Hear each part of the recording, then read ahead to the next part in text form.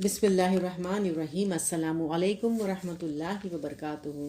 نحمد نصلی علی رسولہ الکریم، اما بعد، فاعوذ باللہ من الشیطان الرجیم، بسم اللہ الرحمن الرحیم۔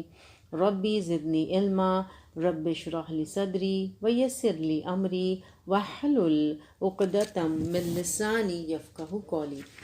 آج ہم دیکھیں گے نکاح سے متعلق دعائیں۔ نکاح کے بعد میاں بیوی کو یہ دعا دینی چاہیے۔ حضرت ابو ہریرہ سے روایت ہے کہ نبی اکرم صلی اللہ علیہ وسلم نکاح کرنے والے آدمی کو ان الفاظ سے دعا دیتے: اللہ تجھے اور تم دونوں کو برکت عطا فرمائے اور تمہارے درمیان بھلائی پر اتفاق پیدا کرے۔ اسے احمد، ترمذی، ابو داؤد اور ابن ماجہ نے روایت کیا ہے۔ پھر نکاح کے بعد بیوی سے پہلی ملاقات پر شوہر کو یہ دعا مانگنی چاہیے۔ حضرت عمرو بن شعیب اپنے باپ یعنی شعیب سے اور شعیب اپنے دادا عبداللہ بن عمرو بن عاص سے روایت کرتے ہیں کہ نبی اکرم صلی اللہ علیہ وسلم نے فرمایا، جب تم میں سے کوئی عورت سے نکاح کرے یا غلام خریدے تو یوں دعا کرے: اے اللہ، میں تجھ سے اس کی بھلائی کا سوال کرتا ہوں، اور جس طبیعت پر اس کو پیدا کیا ہے اس کی بھلائی کا سوال کرتا ہوں، اور تجھ سے پناہ مانگتا ہوں اس کے شر سے اور جس طبیعت پر اس کو پیدا کیا ہے اس کے شر سے۔ اسے ابو داؤد نے روایت کیا ہے۔ پھر بیوی سے ہم بستری کرنے سے قبل یہ دعا پڑھنی مسنون ہے۔ حضرت عبداللہ بن عباس سے روایت ہے کہ رسول اللہ صلی اللہ علیہ وسلم نے فرمایا، جب لوگوں میں سے کوئی اپنی بیوی کے پاس آنے کا ارادہ کرے تو یوں کہے: اللہ کے نام سے، اے اللہ، ہمیں شیطان سے دور رکھ اور اس چیز سے بھی شیطان کو دور رکھ جو تو ہمیں عطا فرمائے۔ پس اگر اس ہم بستری کے دوران میں بیوی کی قسمت میں اولاد لکھی ہے تو شیطان اسے کبھی زر نہیں پہنچا سکے گا۔ اسے بخاری اور مسلم نے روایت کیا ہے۔ دعا اور ظاہری اسباب۔ حصول مقصد کے لیے ظاہری اسباب کی اہمیت سے انکار ممکن نہیں۔ خود شریعت نے اسباب اور تدابیر اختیار کرنے کا حکم دیا ہے۔ اللہ تعالیٰ کا ارشاد مبارک ہے سورہ انفال آیت نمبر 60 میں: جہاں تک تمہارا بس چلے زیادہ سے زیادہ طاقت اور تیار بندے رہنے والے گھوڑے مقابلے کے لیے تیار رکھو۔ ایک آدمی رسول اکرم صلی اللہ علیہ وسلم کی خدمت میں حاضر ہوا اور عرض کیا: یا رسول اللہ صلی اللہ علیہ وسلم، میں اپنی اونٹنی کو باندھوں اور اللہ پر توکل کروں یا اسے چھوڑ دوں اور توکل کروں؟ آپ نے فرمایا، پہلے اسے باندھو پھر توکل کرو۔ اسے ترمذی نے روایت کیا ہے۔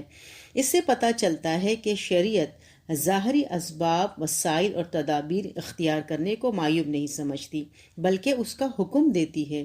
جو چیز معیوب ہے وہ ظاہری اسباب اور وسائل پر توکل کرنا اور رجوع الی اللہ کو نظر انداز کرنا یا اس کی اہمیت کو کم کرنا ہے۔ دین حق کی سر بلندی کے لیے رسول اکرم صلی اللہ علیہ وسلم نے جہاں عملاً دن رات جد و جہد فرمائی، وہاں کسی بھی لمحے دعا کے ذریعے رجوع الی اللہ کو فراموش نہیں کیا۔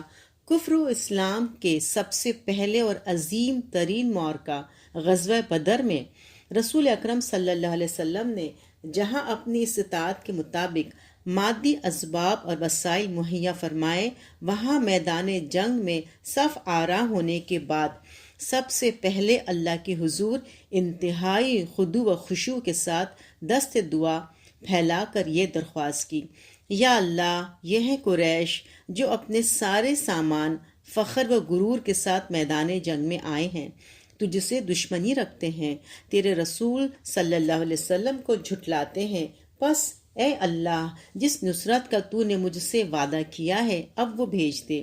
یا اللہ، اگر آج یہ مٹھی بھر جماعت ہلاک ہو گئی تو روئے زمین پر کبھی تیری عبادت نہ ہوگی۔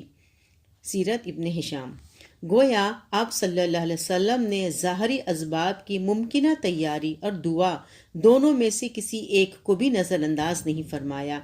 ہاں، اگر دونوں چیزوں میں تقابل کا سوال درپیش ہو تو ہمارے نزدیک بلا تعامل ظاہری اسباب کے معاملے میں دعا ہی اہم اور ضروری ہے۔ زندگی کے بہت سے معاملات ایسے ہیں جن میں ظاہری اسباب یا تدابیر اختیار کرنا ممکن ہی نہیں۔ مثلاً آفات سماوی جیسے زلزلہ، طوفان، باد و باران، سیلاب، خشک سالی، بارش کا نہ ہونا وغیرہ۔ غور فرمائیے، ایسے حوادث سے بچنے کے لیے بے شمار دعاؤں کی تعلیم دی گئی ہے۔ احادیث میں بنی اسرائیل کے 3 افراد کا واقعہ آتا ہے کہ چٹان غار کے سامنے آ گری۔ اس صورتحال میں یا اس سے ملتے جلتے دوسرے واقعات میں دعا کے علاوہ کون سی تدابیر یا وسائل اختیار کیے جا سکتے ہیں؟ کوئی شخص بدترین بڑھاپے کی عمر ارذل العمر پسند نہیں کرتا، لیکن اس سے بچنے کے لیے کون سے اسباب یا وسائل اختیار کیے جا سکتے ہیں سوائے اس دعا کے جو رسول اکرم صلی اللہ علیہ وسلم نے ہمیں سکھائی ہے؟ جس طرح بہت سے معاملات ایسے ہوتے ہیں جن میں انسان اپنی ہمت اور عقل کے مطابق دنیا بھر کی تدابیر وسائل آزمانے کے باوجود حصول مقصد میں ناکام رہتا ہے، اچار و ناچار اسے دعا کی طرف رجوع کرنا پڑتا ہے۔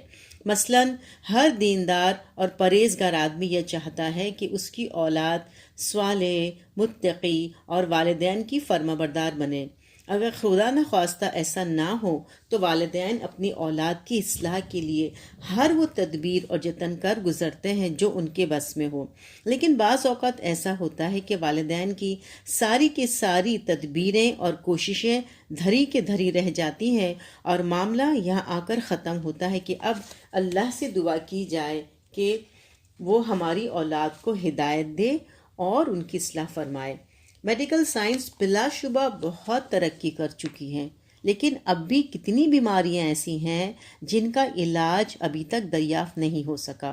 ایسی بیماریوں کی تو بات ہی دوسری ہے کہ ان کا دعا کے علاوہ کوئی علاج ہے ہی نہیں، لیکن وہ بیماریاں جن کا علاج دریافت ہو چکا ہے ان کے مریضوں میں سے بھی بے شمار مریض ایسے ہوتے ہیں جو دنیا بھر کے بڑے بڑے ممالک میں جا کر جدید ترین علاج کروا دیکھتے ہیں، لیکن آخر چارہ کار یہی ہوتا ہے کہ ساری دنیا چھان ماری ہے، کہیں سے شفا نصیب نہیں ہوئی۔ اللہ سے دعا کیجئے کہ صحت عطا فرمائے۔ بعض اوقات آدمی نادانستہ طور پر ایسے فتنوں میں پھنس جاتا ہے کہ ان سے نکلنے کی تمام تدابیر اور کوششیں ناکام اور لا حاصل ثابت ہوتی ہیں، لیکن بعض اوقات انسانی تدابیر اور کوششیں ایسے فتنوں سے نکالنے کی بجائے مزید پھنسانے کا باعث بن جاتی ہیں۔ ایسے حالات میں انسان کو بالآخر دعا ہی کا سہارا لینا پڑتا ہے۔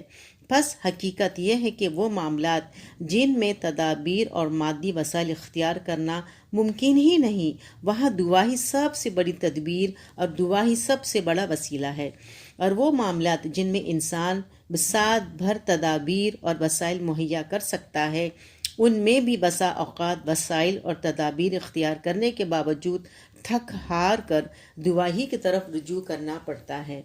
بس اس ساری گفتگو کا حاصل یہ ہے کہ جہاں کہیں ظاہری اسباب اور وسائل مہیا کرنا یا تدابیر اختیار کرنا ہو وہاں اختیار کرنے چاہیے، لیکن ان پر توکل ہرگز نہیں کرنا چاہیے۔ توکل کے لائق صرف ایک ہی چیز ہے اور وہ ہے دعا کے ذریعے رجوع اللہ۔ غزوہ بدر میں شکستہ اور قلیل وسائل کے ساتھ رجوع اللہ نے مسلمانوں کو بہترین فتح سے ہمکنار کیا، جبکہ غزوہ حنین میں بہترین اور کثیر وسائل کے ساتھ وسائل پر توکل کے تصور نے مسلمانوں کو شکست سے دوچار کیا۔ دعا اور ظاہری اسباب پر بحث کرتے ہوئے غزوہ بدر اور غزوہ حنین میں مسلمانوں کو دی گئی تعلیم کو ہرگز نظر انداز نہیں کرنا چاہیے۔